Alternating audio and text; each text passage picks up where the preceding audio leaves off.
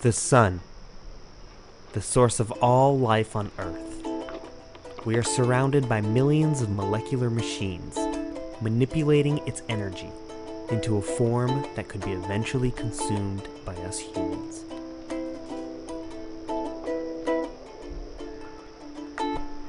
Plants. They are the backbone of all life on Earth. We depend on them to breathe, to cycle water for us to drink, and for energy and nourishment to live. We will never know all the ways in which our world is connected, so we should always strive to preserve them, not solely for the benefit of our planet, but for ourselves. After all, it is in nature's laws, not humanity's, where we find the power to feed the world. We need plants more than plants need us. They are all photoautotrophs, which means they use sunlight to feed themselves.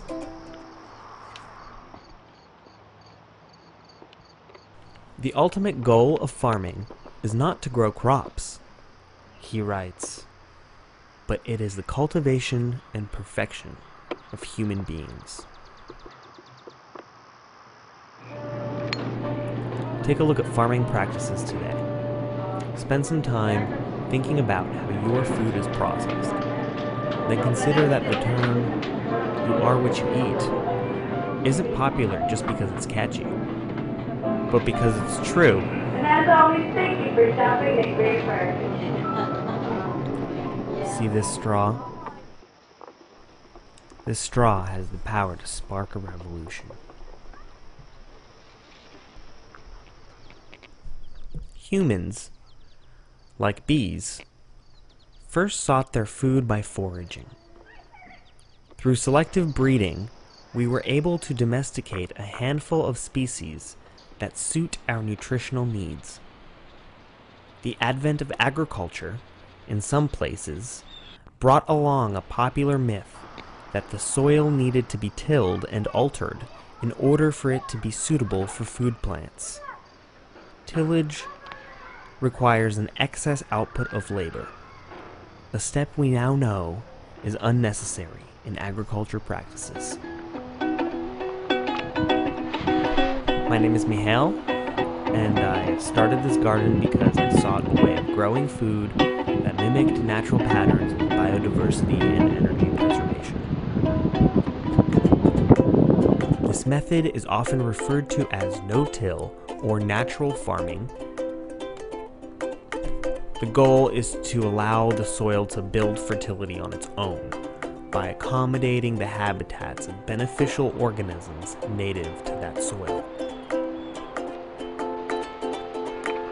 Straw. The revolution is in its simplicity.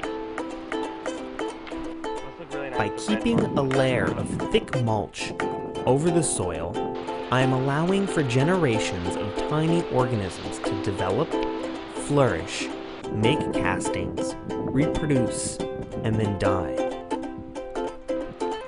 Within one season alone, these microorganisms deposit an astonishing amount of organic matter into the soil, enough to match the following year's supply of fertilizer, had I chosen to till. By protecting the ground from direct impact with rain, I am also preventing the compaction and erosion of soil minerals. The blanket of mulch regulates temperature, moisture, air circulation as the bottom layer decomposes, bringing even more fertility into the soil. I am also suppressing weeds. Each weed I pull out by the root will likely never come up in that spot again, as long as I choose not to till. They're best like right off the vine.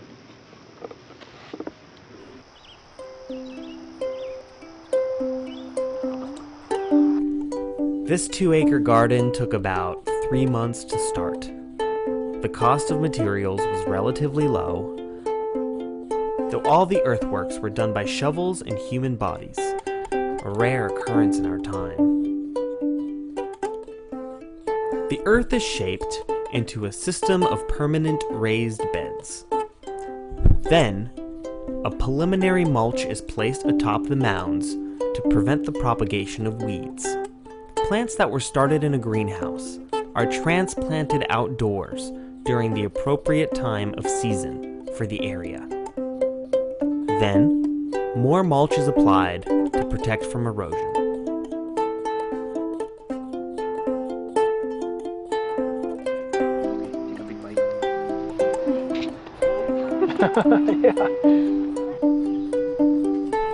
The result is an ever-increasing level of fertility with a decreasing energy output by the gardener. Plants can be allowed to die and decompose where they grew. The natural farmer's biggest responsibility is keeping up with the harvest.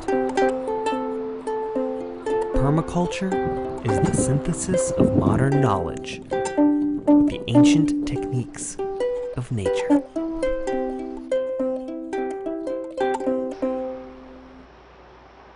So the forest really gardens itself. And here, when we uncover just a piece of the mulch, we see this fluffy, really fine humus. It's a really nice loam, great drainage, and it was never tilled. There was always just a layer cover of leaves that would just fall from the trees. Let's go check out what the no-till garden looks like now. I haven't watered in 2 days, and the soil underneath is very, very similar. It's fluffy, it's wet. There was really no tilling that happened. I planted clover in the path just so I could do that here as a green mulch, because clover has a lot of nitrogen fixing properties.